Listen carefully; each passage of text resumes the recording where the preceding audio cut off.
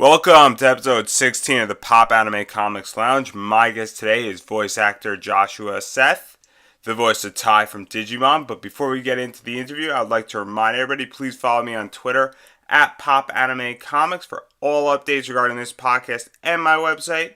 And please check out popanimecomics.com for when you click on those affiliate links in the article and purchase an item from Amazon.com. I get a small commission which helps keep this podcast up and running. So without further ado, let's dive right into the interview.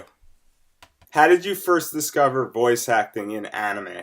Those are two questions, really. How did you first discover voice acting? And how did you first discover voice acting for anime?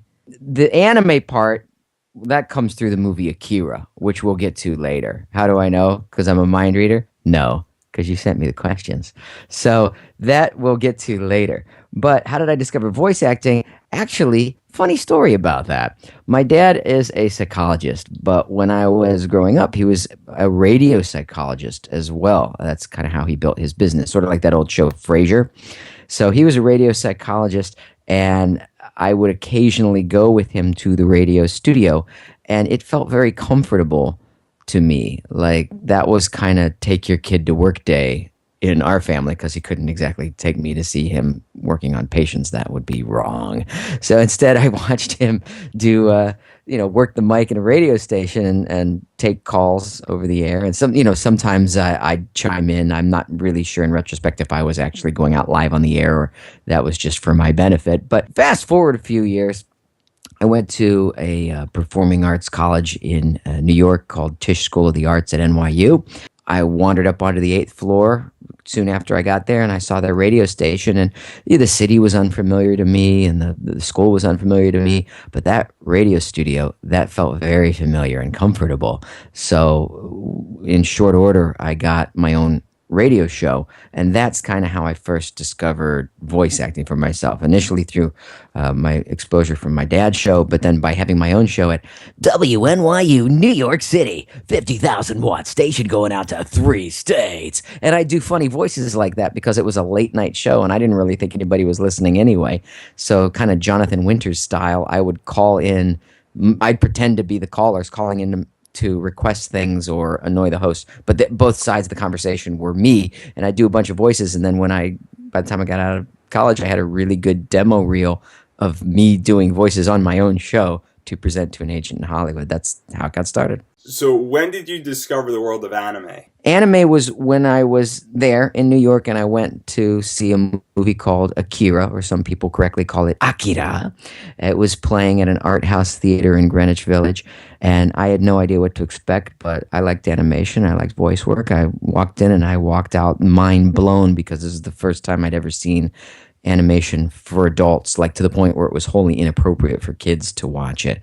And if any of the listeners out there have not seen Akira, you need to watch it because it's like the best thing I've ever voiced. Because later on, I got to be a part of it. But at this point, it was the original dub, which to my mind was not done very well. But it didn't matter because it was new, and it was raw, and it was visceral, and it was just a work of art and something that American audiences had never seen before. And I thought, wow, this is going to be the future of animation. This anime is really fresh and intriguing, and yeah, I want to be involved in it. Now, there wasn't anime out there in the popular culture the way that there is now or has been since.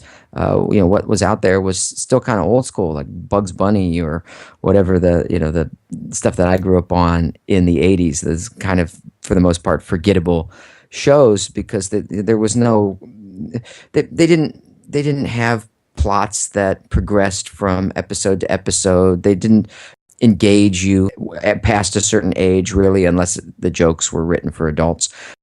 It really was a kind of a more basic form of animation that was out there that was geared for kids. And once I saw Akira, I kind of, like, everything clicked together in my head, and I saw that I wanted to be a part of this. And luckily the culture agreed, and this became something of a movement, like a new form of animation that took over for a while. And at that point, of course, I was out in Hollywood and had a chance to be a part of it. So what was your first anime role that you voice acted in? I want to say, I might be mistaken, I think IMDb probably knows better than me, but to my memory, it was a show called Honeybee Hutch for Saban. And I met a lot of people at Saban as a result of doing that. It was 64 episodes, and I was the lead character. Now, I did do one little bit on something that Doug Stone hired me through. He's a director that became a friend out there and supporter.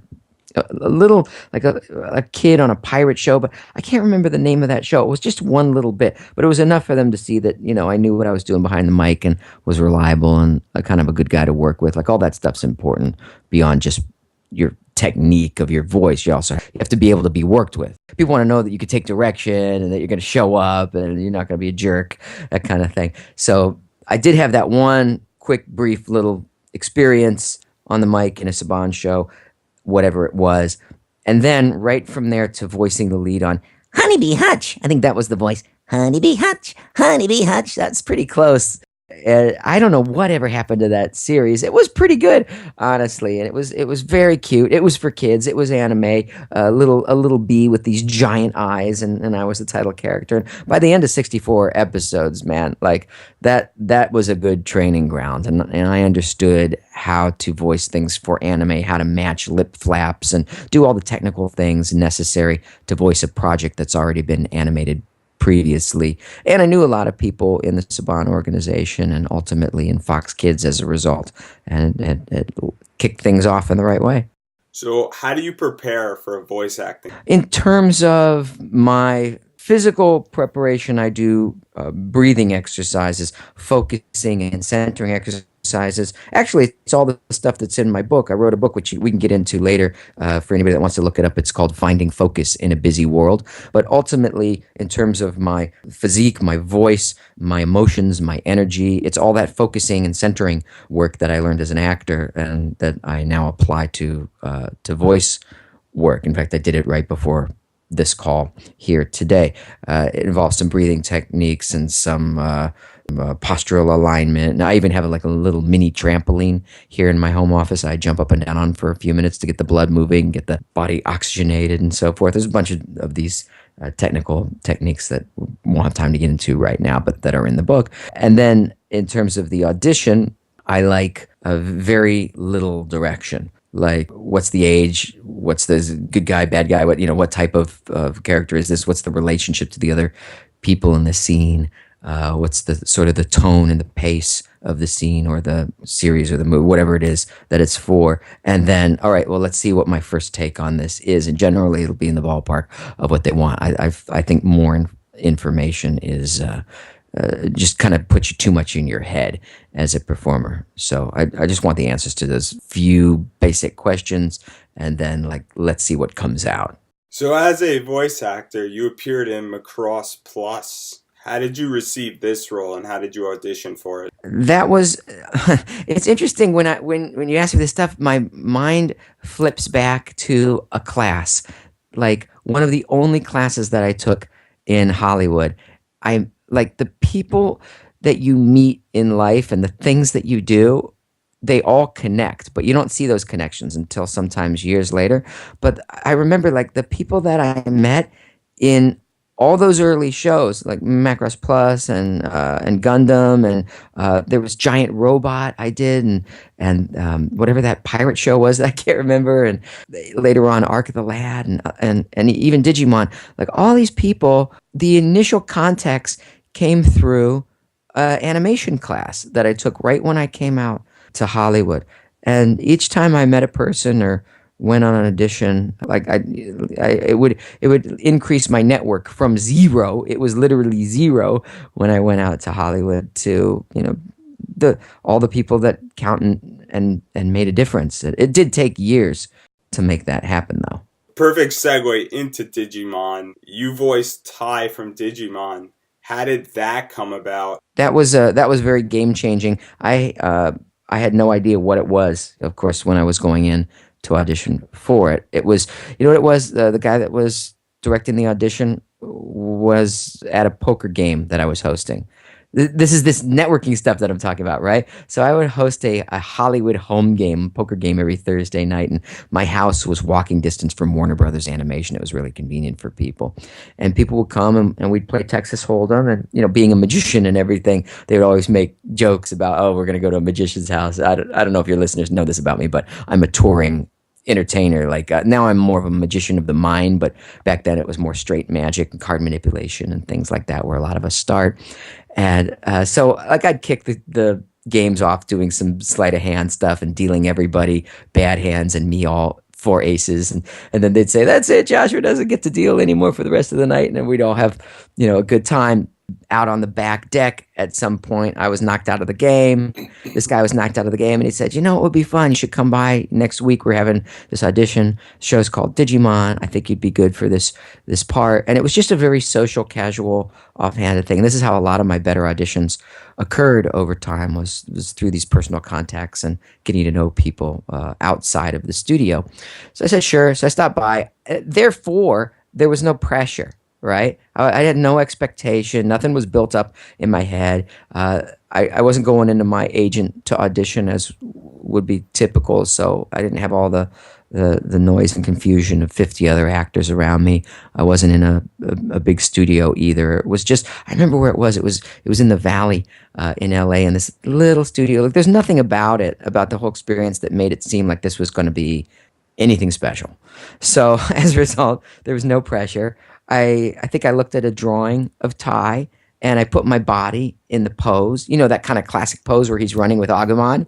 So like I'm doing it right now, and I'm getting that feeling like, come on, let's save the world. And I just sort of did that. I probably even said that. Come on, guys, how's that sound? And he goes, yeah, that's pretty good.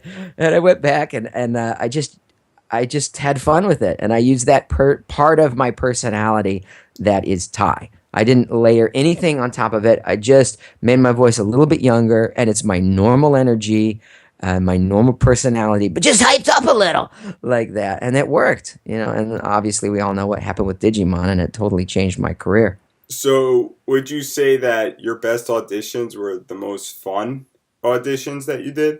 Yeah, definitely. Because if you, as an actor, if you make too big a deal out of it, or you start thinking too much about, there's, like, I've done TV specials, for instance, now, like on-camera TV specials for the psychological illusion stuff that I do. I was just on TV in New Zealand a couple of weeks ago. I did 2 different shows in the same morning after spending like 30 hours traveling.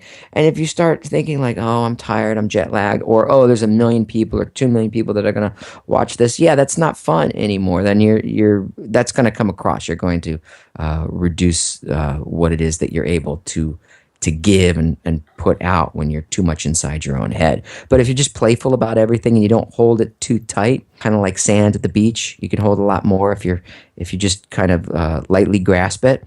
Then if you're just clinging to it, then all the sand is going to sort of melt through your fingers. Well, a lot of life is like that. You just got to hold it with a really light touch. And so I've approached a lot of my performing that way as well. So you mentioned that Digimon was a game changer for you. When did you realize that Digimon was this big and this exciting and this popular that it really like upped your career?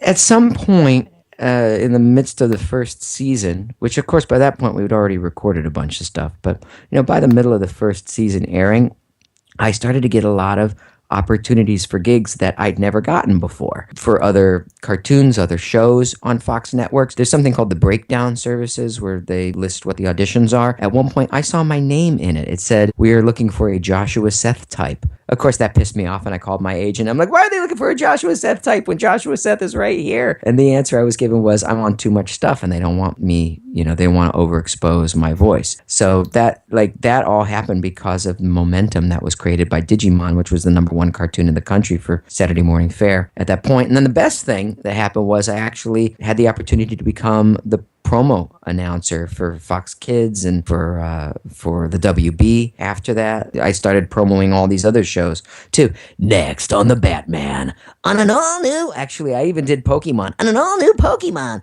on all these other shows on the network, and that became an even better gig in some respects than the cartoons because it was so consistent. And this was at the Warner Brothers Ranch, which was walking distance from my house, which was nice too. I'd walk over and I'd do promos for like all the Saturday morning programming block for the coming week. An hour later, I'd be done, and that was a sweet gig, and it never would have happened without being able to promo the Digimon show, which never would have happened if Digimon hadn't been that big. Now, you were also involved with Cyborg 009. Yeah, it's a good series. What were the challenges of pulling this voice off? Because it's very different from Digimon. Is it? Like, I know it probably sounds different to the listener, but to me, in doing it, it doesn't feel like that different. Like, generally, I mean, I could do hundreds of voices, as most, I could do the silly voices. And that was a mistake I made when I first went out to Hollywood, actually, is I had like 200 voices in 3 minutes or something ridiculous on my demo tape. And then the casting director goes, well, hopefully they go, this guy is talented, but we don't know where to put him. We don't know what to do with him. And then all the stuff that I did that kind of hit was just some version of my own personality. The same with Cyborg 009. It's like, all right, well, that still feels like me, but I'm pitching it different. The technical aspects of the way that the voice is coming out, that part is different. So it sounds different to you, but the energy of me, that's the same. Does that make sense? Like, the one is the sound that you're hearing, but the other is the underlying oomph that's coming through, and that's really just still me. So it kind of all feels connected, even when it comes to like a villain that I would do in a video game or another movie, like Tetsuo and Akira, or like Chaos and Xenosaga, or Dio Eleclair. It's pulled back in Last Exile and Xenosaga. I think both of those I played villains, or Young Knives and Trigon. Even when I'm playing a villain, I'm changing the pace, I'm changing the motivations, but I'm not changing who I am, because who I am is what I'm bringing to the role. Now to get to one of my favorite animes, and I think it's one of yours as well, Akira. Yeah. When were you approached to do a Tetsuo's voice? That was pretty cool. Kevin Seymour was putting that project together. He's now passed on, but he was a good friend, and he was a good supporter of a lot of us out there. And he was familiar with my work. We worked together on other projects, and he just literally called me up and asked me, would I be interested in playing this role? And am I aware of what it is? Like, they'd gotten, I think, $1 million or something to redub and remaster the audio. So they had some money to do it right. Like, that's a lot for anime. And they knew the people already that they wanted to put in place, like me, like Johnny Young Bosch and so forth. And they just asked. I can't recall there even being an audition process, at least not for the big roles. And it was just going in and working with friends on a movie that had kicked off my whole career. So they even retranslated a lot of the script, so it made more sense. And it was very full circle from having gone into that little art house theater when I was in college to see Akira, to then having an established voiceover career in Hollywood and being asked to voice the lead. Those are those mind-blowing connections in life that you never see coming, but then when you look back, you see, oh yeah, everything's been leading me up toward here, and I'm proud of the work that I did on that. That's one of the only posters, like movie posters of projects that I've done, that I actually still have here in my house. I actually have it on Blu-ray DVD in the tin to show my kids when they're old enough, which they are not by any means yet. Yeah, I'm proud of the quality of every component of Akira, from the voice work to the animation to the storytelling to the sound effects. Like, just everything's so well done in that. And obviously Akira has many emotional scenes between the two main characters. How did you get that emotion out in your dialogue? Usually, for most shows that I did that had been dubbed ahead of time, I would not want to see it done in the original. But in this one, because I knew it so well, it was pretty easy for me to know the context and how everything was locking together. So I already had something in my head, that a way that I wanted it to sound and be delivered. And then the only thing I layered on top of that to get the emotion across the way you're saying is I felt like what was missing in the original dub was authenticity of emotion. So it's interesting that you mentioned that. So I felt like everything's so hyper-realistic in the style of animation for this movie. We should have a hyper-realistic acting style as well. So I did, it was a more of an approach of seeing how real I can make these responses. If there's like my guts are coming out on the ground and I'm going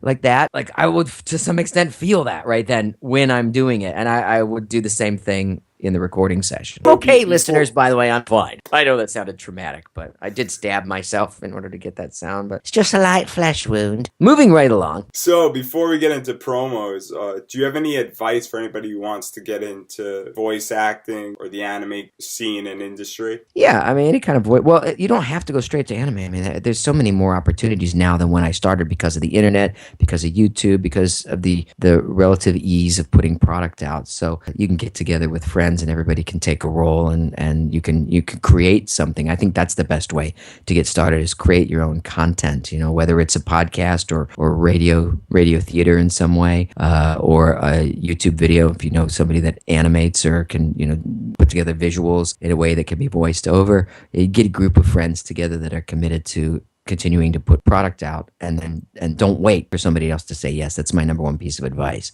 And then in terms of the voice acting itself, be an interesting person, have a life, because it's you that you're bringing to the characters. So you can't just consume stuff all the time and just watch stuff and read stuff and listen to stuff and hope to have something to give back. You got to go out there and live a life and be an interesting person and take chances as well. And there's some technical aspects like breath control and vocal flexibility. I mean, I have a background in singing actually in professional touring musical theater when I was a kid. So like learn to sing, learn to speak, learn to breathe, read things out loud. I've read every single Harry Potter book out loud doing all the characters. Even if it's just a magazine that you're reading, read the ad out loud. The ads, because those ads in those magazines are essentially commercials and you're giving yourself your own commercial audition. And do something to move that process forward each and every day. And then finally, do you have anything you would like to promote? Facebook, website, Twitter, upcoming shows or books? Yeah, well, here's a few things. I mean, you can find out what I'm doing, like we've talked about some of the TV shows I've done around the world. I've done 2 TV shows in South Korea and 2 in Japan, and I'm always putting clips from those up on my website. If you go to joshuaseth.com, it's just my name, joshuaseth.com, and click the TV button. I keep adding stuff there. There's a couple spots I just did in New Zealand. One where I cracked the ATM code for a TV host because he challenged me to do it over the air. That's the stuff I'm doing now. Actually, all my original animation promo is up on that page right now as well. So that's at joshuaseth.com. And then if you're interested in my book, you could pick it up on Amazon, Finding Focus in a Busy World, How to Tune Out the Noise and Work Well Under Pressure. I've spent most of the last year of my life working on this book project. It is everything that's allowed me to be successful in every aspect of my career, whether it's voiceovers, even just moving to Hollywood and making a dent there when I knew nobody, or I did college in 2 years. I did a 4-year program in 2 years. Like this is all relating to focus or changing my career. Now I live on the other side of the country. I do a completely different career. It all comes down to focusing techniques that I outline in that book. So that's on Amazon. Actually, just because you guys are supposedly, hopefully by this point, fans, I will even tell you where to get the bonus. You don't even have to buy the book. So if you're strapped for cash or whatever, I mean, book's what, $6 on Kindle or something? The audiobook is on iTunes or Audible. I voiced it myself. But the bonuses for the book, you would normally only know if you had the book. I will just tell you where that is right now, just because I'd like everybody, you know, regardless of your funds, to be able to have access to this info. If you go to findingfocusbook.com, findingfocusbook.com, you can get a bunch of free resources there. And hopefully you will also find that interesting and valuable and helpful. And that's about it. Oh, and if you are organizing a Comic-Con, or you're going to one and you'd like to request me as a guest, I've actually been having a great time just getting back into doing these Comic-Cons. I've got a few of them on the books. That was why I was over in New Zealand, was I was on the voice panel and one of the animation guests at the National Comic-Con of New Zealand. And then I did my live stage show at night, too. I think I have one coming up in Wales. I have one coming up in the UK, and I don't know if I have any coming up in America, but I should. You should request me. So how's that? That's a bunch of stuff there. Thank you so much to everybody who listened, and remember to check us out on Twitter at Popanimecomics, as well as subscribe to this podcast so it finds you and you don't find it. Till the next podcast, everybody have a great week.